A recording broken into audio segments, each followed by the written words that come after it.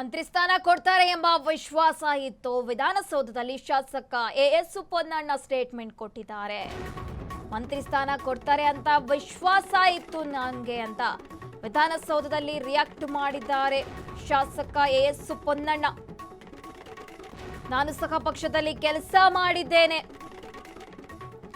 CM ಕಾನೂನು ಸಲಹೆಗಾರನಾಗಿ ಕೆಲಸ ಮಾಡಿದ್ದೇನೆ. ನಾನು ಸಚಿವರಿಗೆ ಶಾಸಕರಿಗೆ ಕಾನೂನು ಸಲಹೆ ಕೊಟ್ಟಿದ್ದೇನೆ ಅಂತ ರಿಯಾಕ್ಟ್ ಮಾಡಿದ್ದಾರೆ. ಕಾನೂನು ಗಂಡಾಂತರದಿಂದ ಪಾರು ಮಾಡಿದ್ದೇನೆ, ನಾನು ಮುಂದೆ ಏನೇ ಜವಾಬ್ದಾರಿ ಕೊಟ್ಟರು ನಿಭಾಯಿಸ್ತೇನೆ ಅಂತ ವಿಶ್ವಾಸ ವ್ಯಕ್ತಪಡಿಸಿದ್ದಾರೆ. ವಿಧಾನಸೌಧದಲ್ಲಿ ಶಾಸಕ ಎಎಸ್ ಪೊನ್ನಣ್ಣ ಈ ರೀತಿಯಾಗಿ ಹೇಳಿಕೆ ಕೊಟ್ಟಿದ್ದಾರೆ.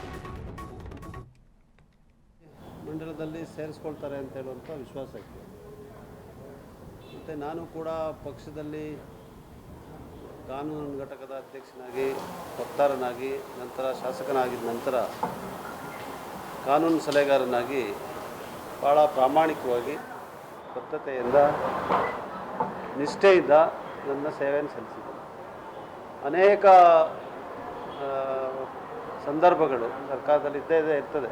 ಅನೇಕ ಸಂದರ್ಭಗಳು, ಕಾನೂನಿನ ಸಮಸ್ಯೆಗಳು, ಇಕ್ಕಟ್ಟುಗಳು ಸಚಿವರ ಸಂಬಂಧಿಕರಿಗೆ, ಶಾಸಕರಿಗೆ ಬಂದಂಥ ಸಮಯದಲ್ಲಿ ನಾನು ನಿಸ್ವಾರ್ಥವಾಗಿ ನನ್ನ ಜವಾಬ್ದಾರಿ ಅಲ್ಲದಿದ್ದರೂ ಕೂಡ ಪಕ್ಷದ ನಿಷ್ಠಾವಂತ ಕಾರ್ಯಕರ್ತರಂತೆ ನನ್ನ ಸೇವೆಯನ್ನು ಮಾಡಿ ಅವ್ರಿಗೆಲ್ಲರಿಗೂ ಅನೇಕರಿಗೆ ಕಾನೂನಿನ ಗಾಂಡಾಂತರದ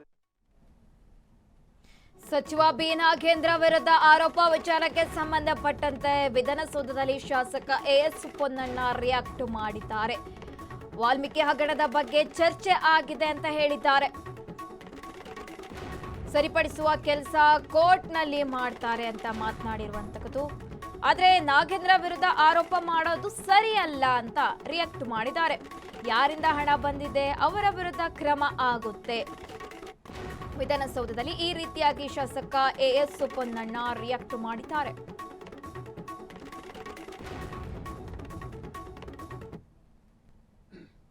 ಅವರು ದೆಹಲಿಗೆ ಹೋಗ್ಲಿಕ್ಕೆ ಒಂದು ಅರ್ಜಿನ ಹಾಕಿರೋ ಅರ್ಜಿಯನ್ನು 2 ಸತಿ 3 ಸತಿ ಪುರಸ್ಕಾರ ಮಾಡಿದ್ದಾರೆ, 4ನೇ ಸತಿ ತಿರಸ್ಕಾರ ಮಾಡಿದ್ದಾರೆ.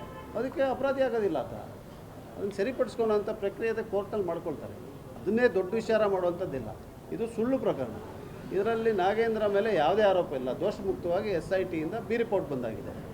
ಮತ್ತೆ ಅವ್ರನ್ನ ಸೇರಿಸುವಂಥ ಪ್ರಯತ್ನವನ್ನು ಮಾಡ್ತಾ ಇದ್ದಾರೆ. ತಪ್ಪು. ಇದು ಈ ಮಟ್ಟಕ್ಕೆ ಹೋಗ್ಬಾರ್ದು. 110 ಕೋಟಿ ರೂಪಾಯಿ ವಾಲ್ಮೀಕಿಯಿಂದ ಹೊರಗಡೆ ಹೋಯಿತು ಅಂತ ಹೇಳುವಂಥ ಆರೋಪ. 110 ಕೋಟಿ ವಾಪಸ್ ಬಂತಲ್ಲ, ನಾಗೇಂದ್ರನ ಜಾಬಿಂದ ಬಂತ, ಅವ್ರ ಮನೆಯಿಂದ ಬಂತ. ಬೇಲ್ ಕಂಡೀಷನ್ ಇದ್ದಾಗ ಅವರು ದೆಹಲಿಗೆ ಹೋಗ್ಲಿಕ್ಕೆ ಒಂದು ಅರ್ಜಿನ ಹಾಕಿರೋ ಅರ್ಜಿಯನ್ನು 2 ಸತಿ 3 ಸತಿ ಪುರಸ್ಕಾರ ಮಾಡಿದ್ದಾರೆ, 4ನೇ ಸತಿ ತಿರಸ್ಕಾರ ಮಾಡಿದ್ದಾರೆ. ಅದಕ್ಕೆ ಅಪರಾಧಿ ಆಗೋದಿಲ್ಲ. ಅದನ್ನು ಸರಿಪಡಿಸ್ಕೊಳ್ಳೋಂಥ ಪ್ರಕ್ರಿಯೆ ಕೋರ್ಟಲ್ಲಿ ಮಾಡ್ಕೊಳ್ತಾರೆ. ಅದನ್ನೇ ದೊಡ್ಡ ವಿಚಾರ ಮಾಡುವಂಥದ್ದಿಲ್ಲ. ಇದು ಸುಳ್ಳು ಪ್ರಕರಣ. ಇದರಲ್ಲಿ ನಾಗೇಂದ್ರ ಮೇಲೆ ಯಾವುದೇ ಆರೋಪ ಇಲ್ಲ. ದೋಷಮುಕ್ತವಾಗಿ SITಯಿಂದ ಬಿ ರಿಪೋರ್ಟ್ ಬಂದಾಗಿದೆ.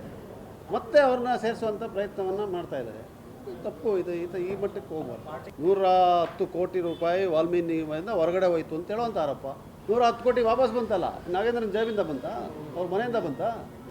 ಬೇಲ್ ಕಂಡೀಷನ್ ಇದ್ದಾಗ ಅವರು ದೆಹಲಿಗೆ ಹೋಗ್ಲಿಕ್ಕೆ ಒಂದು ಅರ್ಜಿನ ಹಾಕಿದ್ದಾರೆ.